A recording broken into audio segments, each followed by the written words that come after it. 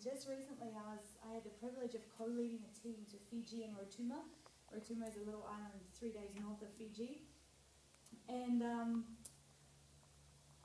but whilst we were there in Fiji, we were planning not on really staying in Fiji, but spending most of our time in Rotuman. And just to give you a little bit of context before the story actually starts, we were planning to go to Rotuman, and every time we wanted to get on the boat, it was cancelled, or it was delayed, or it was cancelled, or it was delayed. And we're now 2 weeks in Fiji. We hadn't really done a lot because we're just waiting to get on a boat. Finally, we get the call, we can go on the boat. So we're now driving 4 hours to the other side of Fiji, to Suva, to get on a boat. Halfway there, we get a phone call to say they've actually cancelled the boat again, so we won't be going. And you could literally tangibly feel the disappointment in the vehicle with these young students and with the staff. And we had to make a decision then and there: are we going to continue to Suva and just wait for the boat to maybe start up again, or are we going to go home? And we prayed about it, and we really felt that we were supposed to go back home. And so we drove the car back home. We get to the house, and it was really funny. I was literally watching them walk up the stairs to the house, and it was sad face. No one could say a nice word to each other. Everyone was grumbling. Everyone was grumpy. And I went, oh, this is fun. And so I said to them, I said, right, guys, everyone in the back room, we're going to pray and we're going to worship God, because we're still going to be thankful, and we're still going to praise Him because He's still worthy regardless of our circumstances. And so we went to the back room and we started worshiping, and I'll be really honest with you, it was super lame. At the beginning, we were like, God, you're awesome. We weren't feeling it at all. And we pressed in and we pressed in, and we prayed for about an hour and a half and worshiped for about an hour and a half. And it got to a point of breakthrough where it was like, God, if we never get to Rotuman, you're still God and you're still worthy. And if we never get on that boat, you're still so worthy of our praise, and we're just going to continue to praise. And we were in the sort of the pinnacle moment of worshiping Him, and the mother of the house runs in. And she says, someone needs to come. Atalifo, her adopted son, has fallen off a wall. And it came as a T-bone because we weren't expecting it at all. So we ran out of the house. He was busy in a garden 3 doors down. We got there was a Hindu woman owns the house, and she was going hysterical because someone had died on her property. And it took 4 guys to get Atalifo. He'd fallen off a wall sort of over a drain down a bank. It took 4 guys to get him up and out, and they could hardly carry him. And he's not a big guy, but it was just dead weight. So they were dragging him up the driveway. And at the same time that we were running to the house, there were road workers up the road, and they were coming running to the house. And Atalifo was lying on the drive, and he was completely cold. His arm was open right down to the bone. I'm a nurse. I found it kind of fascinating, but it wasn't bleeding, so I knew that his heart had stopped, and I couldn't find a pulse, and he was gone. Like, he'd died. He'd fallen on a drain and he'd died.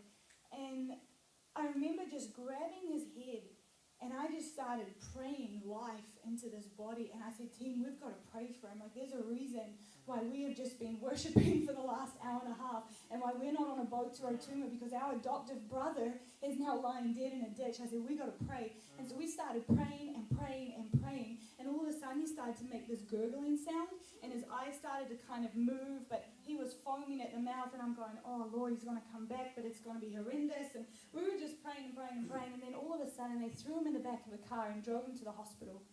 And we went back up to the house. We were praying in the house, and I said, no, we've got to go to the hospital. I said, even if we go to the morgue, I don't care. We're going to the hospital. We're going to pray for this guy. So some of the girls stayed in the house and prayed with the mother, because she was quite upset. And we ran to the hospital, which was only about 5 or 6 minutes away. And we ran there. We get to the emergency room, and he's being pushed kind of behind the curtain right to the back. And, you know, he's not living, so they just kind of pushed him to the back. And I went round to the back, and I laid a hand on his chest, and I could see that he'd had at least 2, maybe 3 broken ribs, and he'd had a definite head injury, and his eyes were sort of half rolled, you know, to the side of his face. And I put a light in his eyes for anyone who's medical here to see if his pupils would react, and they stayed fixed. And we were still praying for him, and he was still making this kind of gurgling sound. And I said, team, we've got to pray against chest injuries, we've got to pray against head injuries, we've got to pray everything to come back into alignment. And as we were praying, the doctor came in and he says, everyone has to get out, there's too many people in here. And it's like the emergency room went on steroids. And people were just coming in, sick people everywhere. And we were literally just like pushing past people. Atalifo woke up, and his eyes open, and he says, why is everyone worried about me? And then he falls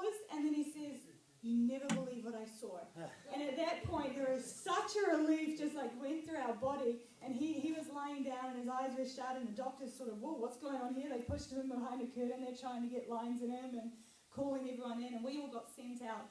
Well, I'm now standing out in the emergency room, which is going chaotic with the team, and I said, guys, we're just going to pray for people. And so we were still praying for Adelifa, but we literally cleared out the whole emergency room. We were just literally praying for people, and the presence of God came so thick and so tangibly that they were coming out of their vehicles, and we were praying for them, and we were watching them leave the front door. They were coming in the emergency and waving to us as they were leaving back in their vehicles.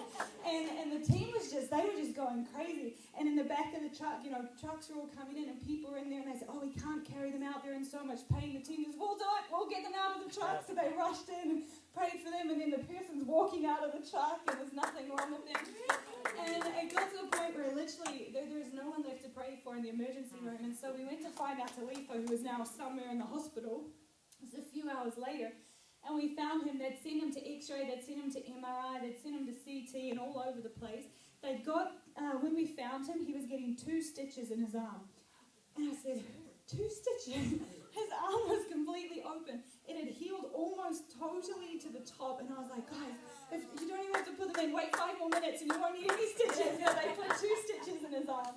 And we ended up walking out of the hospital exactly 5 hours later with Atalifo completely fine, not one broken bone in his body, not even any bruising, nothing in his whole entire body.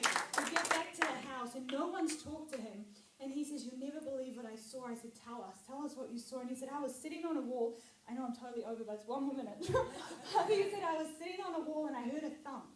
And he said, I thought maybe a coconut had fallen or one of the guys had thrown something. He said, I looked down and I saw myself laying on the drain and I'm still sitting on the wall. Now everything goes silent.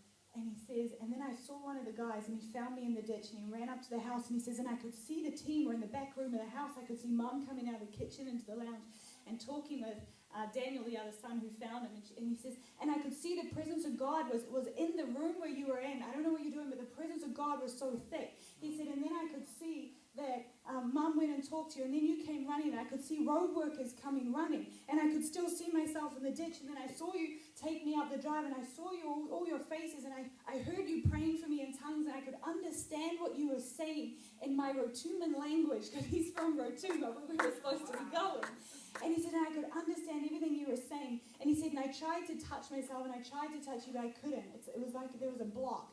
And he said, and as he was being pulled away from his body, he said, I saw a wall of black come like this, and I saw a wall of white come from this side, and they were about to meet in the middle, and a voice like thunder came through my body. He said, and then I saw a light that was brighter than 10,000 suns, and I woke up in the hospital. And I just praised God at that moment. I was like, God, you're so good. You're so good. And so I really believe we have an opportunity in every situation to either react or respond. Yeah. Like we could have reacted and stayed disappointed and, oh, we're not here, blah, blah, blah. We're supposed to be going to Rotuman. And I believe that if we had stayed in that state and Atalifo had fallen off the wall, it would have been a completely different story going in and praying. But just to encourage you guys, just respond in love, because when love even meets the face of death, love will win.